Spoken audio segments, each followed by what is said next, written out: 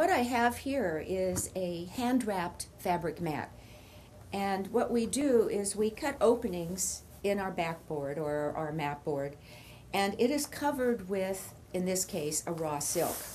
And this is the way it looks on the front side. What I'm doing is I'm finishing up putting something called a filet on the inside, which adds some contrast. It adds a little fillip of interest to the entire piece when it's finished. So what we do here is these are the sticks of filet. This one happens to be pre-cut. But what we do is we use something called a chopper or a guillotine, which is over here. And it cuts the 45-degree angles that cause the fillet to fit in the corners, just like a frame is fit. On the edges here, we put some double-sided tape, which holds the fillet in place until such time as I have the support pieces put in. So they fit just like this into the corner. The main thing that one wants to do when they're doing this is you want the corners to fit really nicely without any gaps or overlap edges. So it's a matter of actually a little bit at a time so that it fits the way you want it to. And then it goes back in just like this, which if we do it right the first time, it fits perfectly. So there you go. There's the fillet. So as you can see from the back side, that's how the fillet looks from the back side. And here's the fillet from the front side, just like that. Now when we turn it over, what we have to do is make sure that fillet doesn't come out. So what I initially do is in the corners, we put just a piece of acid-free tape on each corner. What this does is it holds the corner tight together so it doesn't move around. And each corner is done this way. It's important to have it right to the edge, as you'll see in a minute why. So we're going to do it this way. Now, we pre-cut our strips already for the backing. What this is excuse me, what this is just pieces of acid-free mat board. We use this scrap that we have. As long as it's acid-free, it works fine. There's different depths of this. We always match it up to the depth of the edge of the fillet. So basically what we do is, and I've also marked them bottom and top, they go right to the edge, just like this. And what this does now, if you'll notice that it's kissing the edge of this fillet, what this does is it holds it in place, just like that. So, and then this here, we're going to see if this one fits properly. This goes in the middle. And again, it just acts as a little bit of a support piece for the middle. This piece goes all the way to the edge of the frame because you don't want any warp or anything in the board when you go to fit it. So by providing this all the way to the edge, it's double duty. It supports this and it also supports the mat in the frame. This is like putting a puzzle together.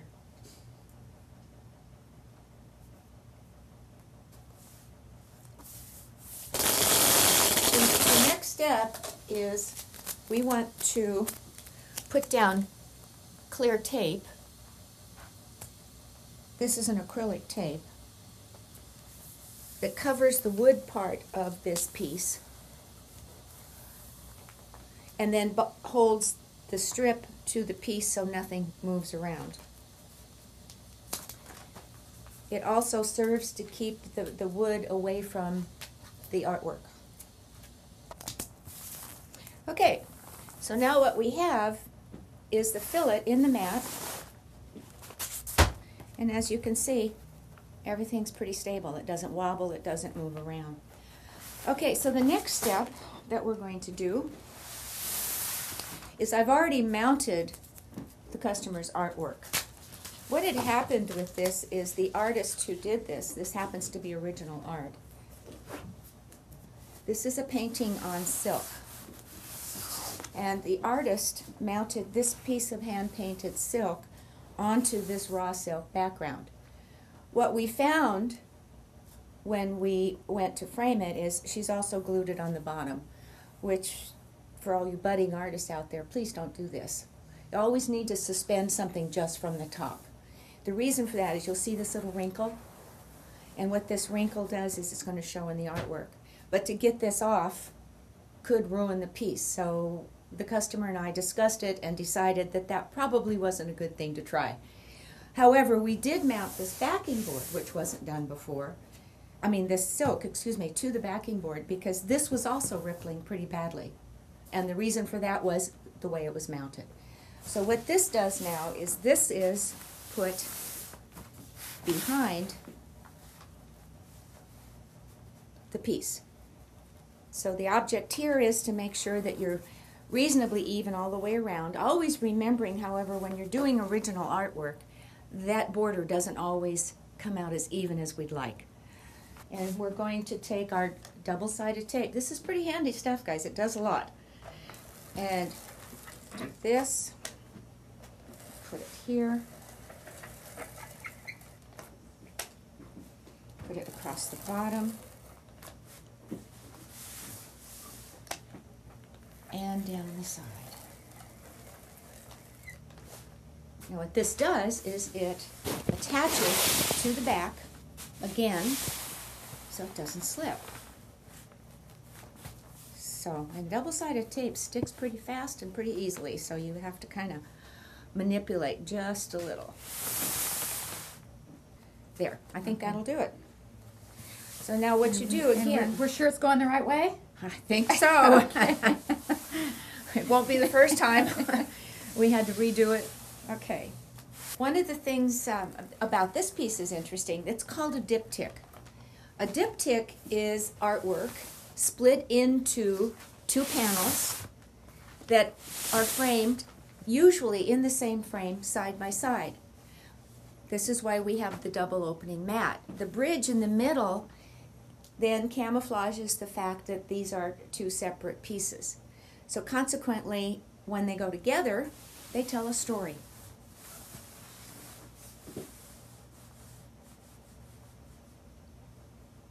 Down. Okay, this way. Because this is handmade, we had to make a determination on what size the openings were going to be, because there is a little disparity between the width of each one. So you'll notice that there's a, oops, we need to fix this. There's a little bit more of the border showing on one than the other. But that's all right, we have to remember, this is handmade artwork, so you're not going to get everything exactly the same. Okay, right now we're getting ready to put the glazing on the silk piece that you've been seeing. And we are using a UV glass, and that's going to help the art from fading. UV glass comes clear. We're using a clear piece, and it's 97% UV, cuts out UV rays 97%, which is the best there is. And we're going to put this on the art, and there's a good side. There's a side that faces the art, and there's a side that faces the outside of it. And so we got to make sure that we get the right side on the art.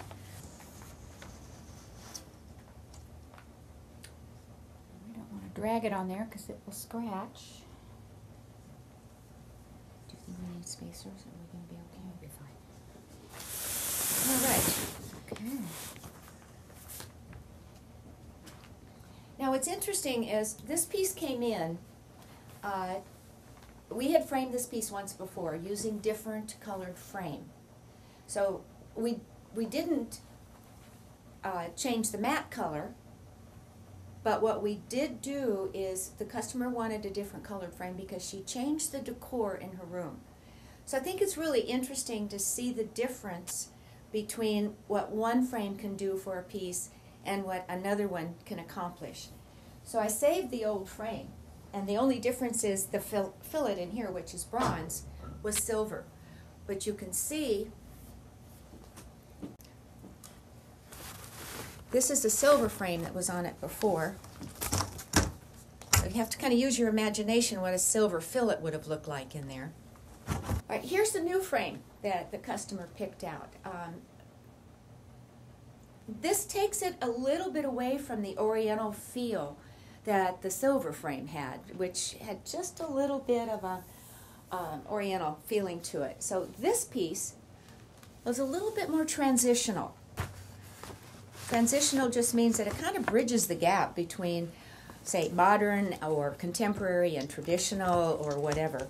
So here we go. Now this is where it's fun. We got to get it to fit into the new frame. And we're going to turn this over.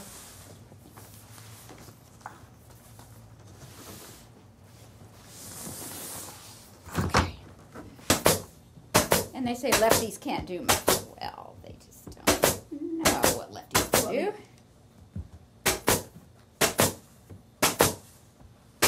And righties, and ambidextrous, obviously. I'll tell you what, though, the way lefties have to accommodate their left-handedness is sometimes pretty funny to watch. Okay, the next step is that on the back of this, because if we were to leave it just like this, the problem is that we could get bugs in here, and believe me, we've found bugs. Silverfish in particular in this climate, also gnats, just about anything you can imagine. I even took one apart once that had a centipede in it, believe it or not. So what we do next is we put a dust cover on the back. So here we are, trusty ATG tape yet once again. This goes all the way around the edge, like so. Now one of the things that we choose to use, and again because of, we feel that regardless of what you're framing, it should be valued and protected. So we always use acid-free materials, both for the backing, always. And in addition to that, we use something called acid-free backing paper. Each element that you add to a frame that is not acid-free affords less and less protection for the art to discolor over the years or actually deteriorate. Regular paper, this is craft paper, is made from recycled papers, and they have to use intense chemicals to cause the paper, the original material, to break down enough to remake the paper again. Craft paper has been remade over and over and over again, just like cardboard. So each time it's remade, you get an entirely another batch of basically sulfuric acid, because it's what breaks down the fibers. So consequently, when we do the backing, this is called acid-free backing paper.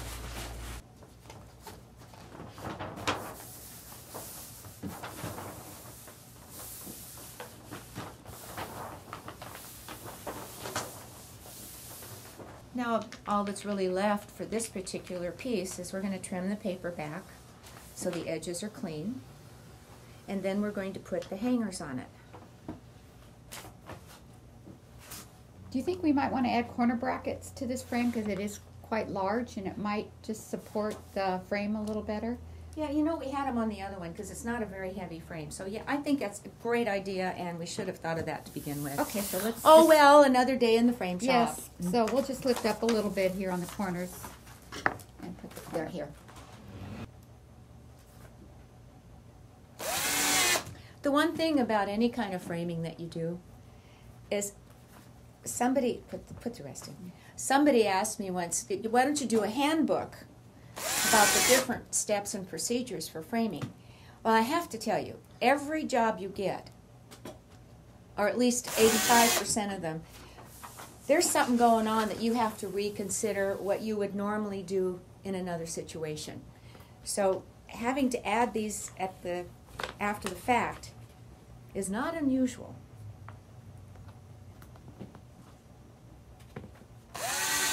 Okay, we're ready now to attach the picture hanging wire that the customer will use to hang this on their wall. So I've measured down. You want to come down about 1/3 of the way down, and that'll stabilize the picture on the wall and make it hang correctly.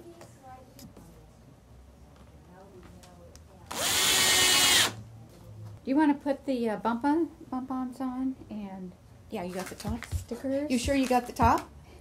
Are you sure you I- got it? Okay. Yeah, yes I am sure, but would you like to check before I go any further? I will allow you to do that. Just don't want you to Wouldn't lose. be the first time that I put it on the wrong Yeah, side. right, I know. There's nothing worse, because then you got to put a whole new paper backing on it because you don't want those holes. Oops, sorry. which is a bummer, considering how big this one is. Okay, well, we'll just lift it up when we're done, and we'll make sure. Well, what good is that if you've already drilled the holes? Well, you have to trust me then. Well, okay. Okay. Gotta trust me. Okay. One of the last things we do put on the... I'm talking here. One of the last things we do when we finish a piece is this little sticker down here. It tells them how to take care of the glass. Most people don't bother to look at it, but it is there. Now, on the back of the piece, we always give complimentary picture hangers. Now, you'll notice I have 2. We tell people on the back, hanging off the wire, are 2 picture hangers. Please put the picture hangers both on the wall. On this piece, maybe about a foot apart. The reason for that is because you then help distribute the stress. If you do it here, you have a lot of stress. If you do it here, you distribute the stress a little bit better. We get pieces in for repair that have fallen occasionally, and we go to take them apart, and guess what? Both hangers are still on the wire. They've stuck a nail in their wall and hung their picture. So I guess the main thing about this is listen to your framer. Okay, let's see how this looks. Now, please, right side up. Yeah. What do you think?